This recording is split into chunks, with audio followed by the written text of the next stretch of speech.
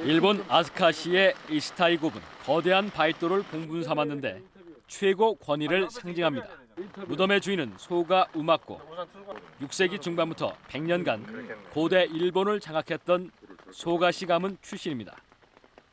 이들은 천황 권력이 부럽지 않은 대저택, 이른바 풍토궁에서 거주하며 가문 대대로 지금의 총리직을 물려받았습니다. 국정 장악 이후 4명의 천황을 직접 선택할 정도로 무소불위의 세도를 누렸습니다. 蘇我氏が日本の当時の国家の政治を主導したそういった非常に大きな権力を持った氏族であります。 소가시가 고대 일본에 등장한 것은 5세기 말 백제 귀족이던 목만치가 고대 일본의 수도였던 나라 인근 소가 지방에 정착해 이름을 소가만치로 바꾼 뒤 조종 대신으로 발탁됩니다. 이후 소가시는 백제인들을 요직에 중용하며 친백제 정책을 주도합니다. 또 백제에서 불교를 들여와 일본 최초의 사찰 아스카사를 짓고 중앙 집권제를 받아들여 아스카 시대를 여는 데 기여합니다. 특히 신라와의 교류를 주장한 슈슌 천황을 바꿀 정도로 백제와의 혈맹 관계를 강조했습니다. 蘇我氏の中に百済貴族の血が流れているんではないかと蘇我氏が百済と親密な関係を結ぶのはそういったことがあったんではないかと 고대 일본은 백제가 멸망한 뒤에도 소가시의 노선을 유지한 것으로 역사는 전하고 있습니다. 백제기로 고대 일본 정계를 장악했던 소아시 가문. 이들이 모든 정책의 최우선순위를 백제에 초점을 맞췄기 때문에 양국 관계는 더 돈독해질 수 있었습니다. 광주시 월계동의 한 대형 고분. 앞은 사각형이고 뒤쪽은 원형으로 돼 있는 전방 후원분입니다.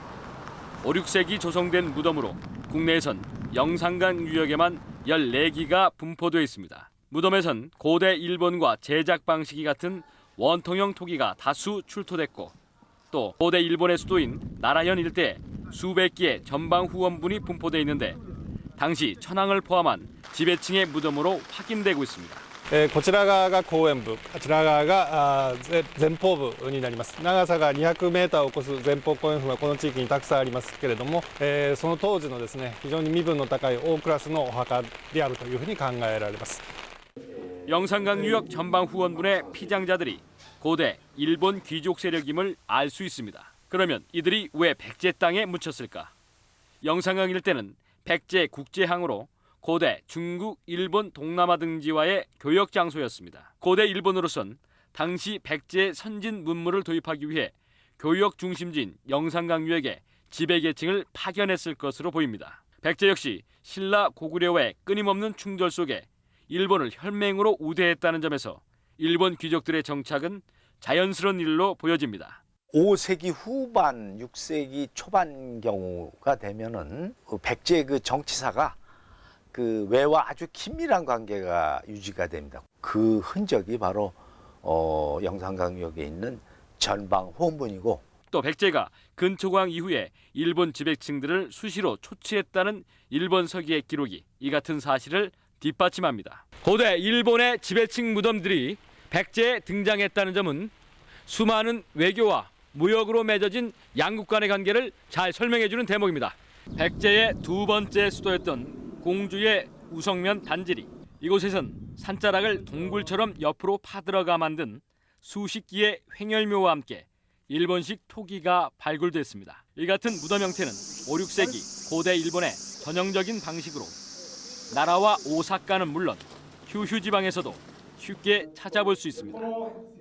이곳에 묻힌 사람은 고대 일본의 중산층으로 확인됐습니다. ここにはですね、その中央の政治に深く関わるようなその一族の人たちの家族が入ってるんだと思います。 고대 일본의 중산층이 백제 수도에 오랜 세월 거주했다는 사실을 알 수 있는 대목입니다. 특히 이들은 양국 사정에 밝은 백제와 고대 일본의 혼혈인이 대부분으로 웅진 사비 시대 당시 관료로 발탁됐습니다. 관직은 17단계 가운데 6등급 수준의 높은 대우를 받았고 국방, 문화, 교육 등의 업무를 맡았습니다. 선진 문물을 대가로 주고서 그리고 그 인적인 그러한 지원, 말하자면 병력 지원을 받는 뭐 그러한 일들이 백제로서는 주요한 관심이었는데 아마도 그런 쪽에 종사를 했을 가능성이 높다고 볼 수 있죠. 한 걸음 더 나아가 백제는 동성왕부터 성왕 시절까지 중국과 과여인들도 관직에 임명하며 외교에 공을 들였습니다. 이를 통해 고구려 신라와의 대치 상태를 효과적으로 막아내며 국가 발전에 힘을 쏟았던 겁니다. 과감하게 일본계를 관직에 중용했던 백제 조정, 국익을 위한 신리와 개방 정신이 잘 드러나고 있습니다. 인구 3,000명의 작은 산촌으로 백제촌으로도 불리는 일본 미야자키현 난고선 마을 한복판에 백제 왕족 정가왕을 모신 미카도 신사가 자리하고 있습니다. 정가왕은 백제가 패망하자 일본으로 건너와 672년 고대 일본의 왕위를 놓고 벌어진 임신난에 연루돼 쫓깁니다. 결국 피신 끝에 아들 복지 등 백제 추종 세력과 함께 정착한 곳이 난고선입니다. いろんな研究によればですね、百済王朝が、奈良に逃れてそこからまた争いに巻き込まれてこういう田舎にですね、さらに亡命してきてここで暮らしていたという言い伝えが残っております。 난고선 주민 상당수는 지금도 일본에 없는 백제식 성씨를 유지하며 백제 후손임을 자부합니다.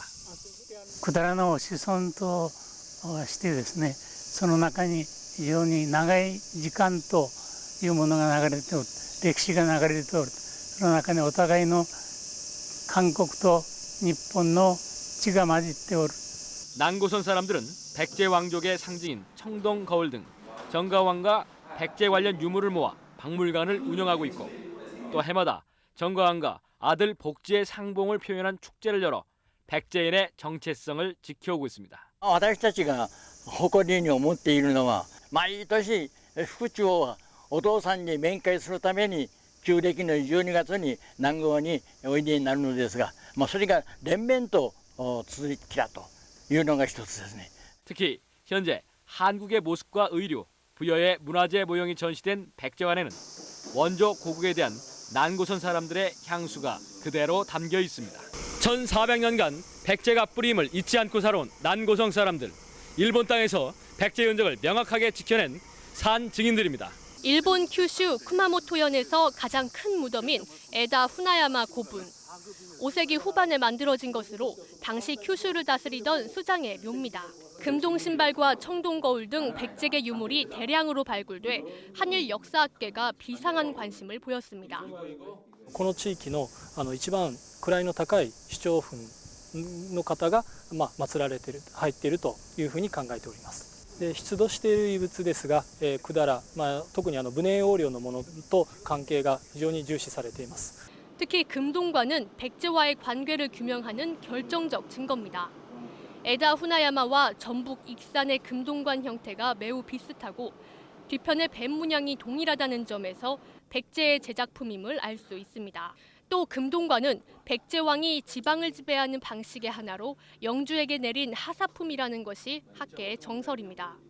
따라서 큐슈 지역 수장은 백제로부터 상당 부분 영향을 받은 것으로 해석됩니다. 에다 후나야마 구분에서 출토된 것은 당시 백제와 규슈 지역의 긴밀한 교류 관계를 생각할 수 있게 하고 어쩌면은 백제와 이 지역과의 그 상호 관계 또는 에다 후나야마 구분의 그 주인공이 백제인일 가능성도 생각해 합니다. 6세기 전반까지도 고대 일본의 야마토 정권이 큐슈를 지배하지 못했다는 기록은 이 같은 사실을 뒷받침합니다. 일본 열도 제2의 섬이자 무역 전진기지였던 큐슈에 진출한 백제. 당시 대한국가로서의 높은 위상을 보여줍니다.